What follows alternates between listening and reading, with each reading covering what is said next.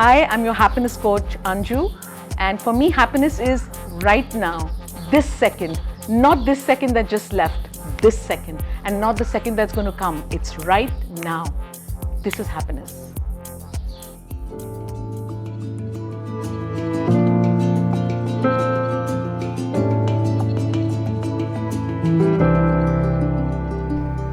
صباح الخير. صباح النور. هلا رجل، هلا. كيفك؟ Good. تمام. مستر وليد موجود أنا. موجود. أنت موجود How are كمان؟ you? أنا موجود. الحمد تمام، لله. الحمد لله. Happy Happiness Day. Thank you. Happy Happiness Day to you. Waleed, I came to you about when COVID started. Yeah, when I like first August, came to huh? Dubai. Yeah. Yeah. And we sat and I was fascinated by your campaign, Mawjood, because you're one of the first people I saw that actually jumped in the beginning of COVID and did something to raise the flag that the art scene is so affected Yeah. by COVID, and you made this amazing campaign called Mawjood, which means I exist. Yeah. Right, I exist. Thanks, Fanny. I'm here. I exist. I'm here, With I the exist. underlying Yeah. message is hire me. So I would like to commend that because that's fascinating. You brought Thanks, the man. topic to a lot of attention, locally, regionally, and internationally. Yeah. And today we've got a new thing going on. you're rocking Yeah. our ugly. Yeah, Rock Your Ugly. So Rock Do Your I- Ugly do was I look good? You look good. Yeah. Yeah? Yeah. Okay, I haven't showered. It's I all did good. shower, but my It's clothes all are good. not showered. So. It's all good. So I'm rocking my ugly. Yeah, I today. guess so. Tell us about this wonderful. Yeah, thanks, man. Rock Your Ugly is a project I started about maybe two and a half years ago, and it was basically a form of therapy for me after my best friend had passed away. And before that, a few years before, I was kind of uncomfortable with my body as well. I'd gained a lot of weight. I couldn't work out because I'd hurt myself. I had a back injury, so I kind of gave up on just looking fit and feeling fit, physically. So that project started that way, and I started to explore different people's physical insecurities. But then the project took a whole turn to like a whole mental health awareness thing that obviously I hadn't intended to do. So it's a collection of stories, basically, collection of images and stories, that the images that you see around here and their stories. You can read snippets of their stories below that image, and then in the book it's a good 55 stories of people going through something in life, and with each story you can almost relate to it with one part of your life. And that the whole idea is to show that we're all suffering from something, and it's okay to talk about it, and it's let's normalize talking about it, seeking help. And the message is also to the parents as well, because through this exploration, a good 90% of the issues were sort of everyone's like my parents said this and my parents did that, and my parents didn't protect me from this. They were, afraid of what society would think instead of my mental well-being. So it's a big message to parents. And if you are a parent, or you want to be a parent, or if you want to kind of relate to something that you think is because of your parents or something, it's a good piece, and it's a good sort of awareness. I'm by no stretch of the imagination a professional in these fields, but it's just something that I sort of explored through photography, and that helped me myself to get over my grief as well. It's fascinating because what you're talking about, like for me, seeing this, I'd say you're really leading something very powerful, which is talking about mental health. Yeah. And in our Arab world, I'm sure you know that Yeah. it's such a big taboo. Yeah. It's stigmatized, and it's underserved, understood. This is what we're doing at Reconnect, actually. And I don't know how much you've seen about us in the last few days, Yeah. but we're actually talking about mental strength. Mm-hmm. And what you said is exactly what mental strength stands for. It's when people talk and they stand up and they say, look, this is what happened to me, but I choose to accept myself Yeah. and be the best version of myself. Yeah. And rock then my ugly. Rock my ugly. There we go. Yeah. Yeah. You know, like I've had a story, and I'm not ashamed of talking about it. Yeah. I was misdiagnosed bipolar disorder, and Yeah. I lived with the stigma for 4 years. Yeah. And now this path, and you know, in that process, I was subjected to abuse, torture, forced treatment, etc. And now, like, we come with Reconnect, and we're a collective of people who come out of mental strength. Yeah. It's like because we were destroyed by Yeah. stigmas and mental stigmas, and now we come back. So we actually, I would like to invite you. Mm-hmm. We're actually doing something called Stigmas, and it's actually kind of a podcast from Reconnect, Cool. where actually we mix music with talks about the topic of mental strength or rock your ugly. Yeah. So I'm inviting you for episode number 4. We did one on happiness, where we mixed TED Talks on happiness, one on stigmas and personality disorder. Yeah. The third is going to be recorded today with a gentleman called Khaled, Okay. who actually has a fantastic story. He's a war victim, and he imagined, like, I think for 7 years he could not reach his parents, and he would not know if they're alive or dead. Yeah. And it took 7 years until he became in touch with them, and he's a refugee and stuff. And now he actually also is a photographer like you, and he's also broken through the barriers, and he's doing fantastically well. I'd like you to introduce you to him later. I'd love to. So I'm doing episode 3 with him, and I'd like Rock Your Ugly to be number 4. I'm game, man. Thank you so much, and God bless you for all the work that you do for the community. And you know, I like to say that your work is a perfect example of what is called purposeful photography or purposeful art. It's not just about beauty, but it's actually the beauty of the photo, but what the message is. It's saying something, So you've helped a lot of people. Congratulations. Thanks, man. I appreciate you. Congratulations for the book. And thank you. We hope to see it a bestseller. Anything we could do to help you? Yeah, man. Just tell people to come buy the book, man. We'll tell them to do that, and we're hosting you on the stage as well at some point. Awesome. And, Awesome, man. Rock Thank your you. ugly. Yeah. Thank you.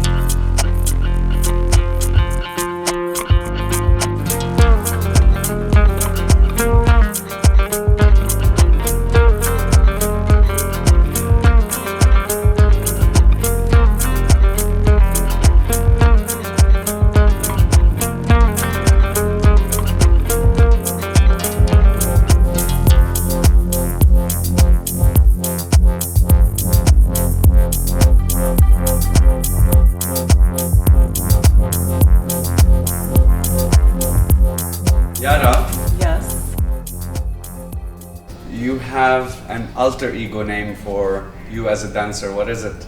And what does it mean? Yariti. Yariti is the person who interprets the visions, like Rawiyat al-Hakaya, it's in Arabic, so the person who tells a story. Okay, behind you it says something around in Arabic. Yeah. We are here in the UAE, and it's an Arab country. And this says, be who you want to be. And you told me about this before.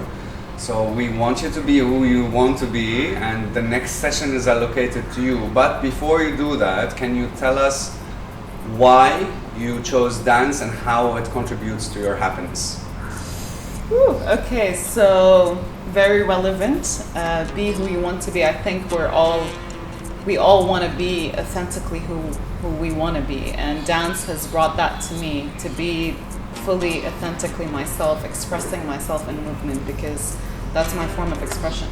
I find it hard to express through words or through other forms of expression, but dance gave me this outlet to release the deepest emotions and the deepest words that I never ever thought I'd tap into. So for that, I'm grateful for dance and being in the body and tapping into the power of the body and connecting to it has given me so much to be happy for. Like, it just brought me happiness in general, because we are as healthy, or we are as happy as our body is happy, right? So, and our mind. So yeah, Be express happy. yourself, be who you are, and this. I wish this to everybody in the world, to be who they are. I will let Mr. Ashutosh Sinha talk more about this. I think I've read enough and I don't want to be boring you. Not that it's boring, but I am boring when I read on behalf of someone who wrote the book. Mr. Ashutosh Sinha wrote this book called Breakthrough, and I'll tell you a bit of his background from how he explained it to me. Mr. Ashutosh is actually HR director of a company you all probably know. You've sat on their seats, you sleep on their beds, you probably wear some of their clothes, and that group is Landmark Group. And Mr. Ashutosh has actually transformed Landmark Group into pockets of operations, into a unit of what I would like to call a powerhouse of retail that is global and one of the biggest companies, not just in the Middle East, but in Asia. Please welcome Mr. Ashutosh, who's been so supportive to Reconnect and to me on the personal level. Although I haven't read the book yet, he has inspired me through its contents on the personal level. Him and also Mrs. Sushmita, who is also here, and she's just actually had a certification, an amazing certification in art, and later she will tell you about it. And they both have been super supportive on every possible level. Please, if you get inspired, and I'm sure you will, Mr. Ashutosh's book is available at the entrance while you walk in, and there's a really nice display of his book. If you'd like to pick it up, you'd like to buy it. I've also left some copies on the table in case you'd like to read throughout the day, get inspired. But please, this book has actually become a bestseller, and Mr. Ashutosh will talk about it. I will drop it. But I'm going to ask you a question first. Do you know how to juggle? Okay. Tomatoes, oranges or lemons? Lemons are always nice. 2 or 3? Try the 2. So 3. Try the 2. Try with 2. Yeah, try it. You're getting there? Okay, I'll help you out. Yeah. 3.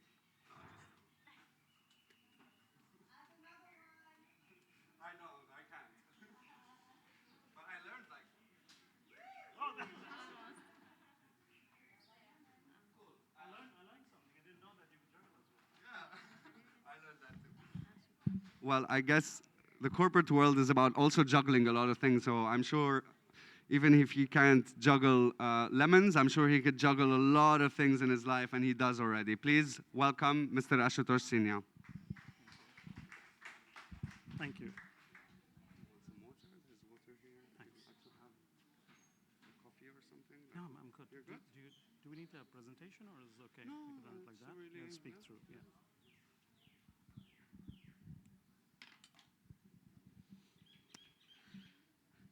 Hi everyone. That's such a lovely day today. And my name is a long name, Ashutosh Sinha, but you can just call me Ashu. That's easier. That's what all my friends call me.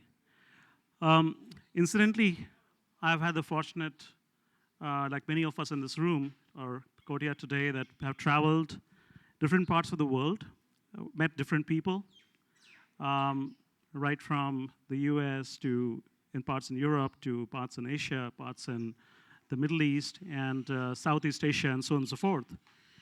And every time I met anyone on everyone, whether they're making a career, whether they're making a life, whether they're trying to do something of their own, one thing which keeps chasing them and they keep chasing in return is happiness. Everyone believes that the only way to sleep well at night is to do something which can give them joy at heart.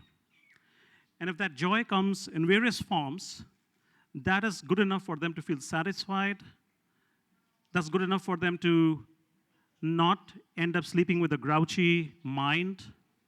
Their partner, their friend, their family, their kids, they see the happy side for them.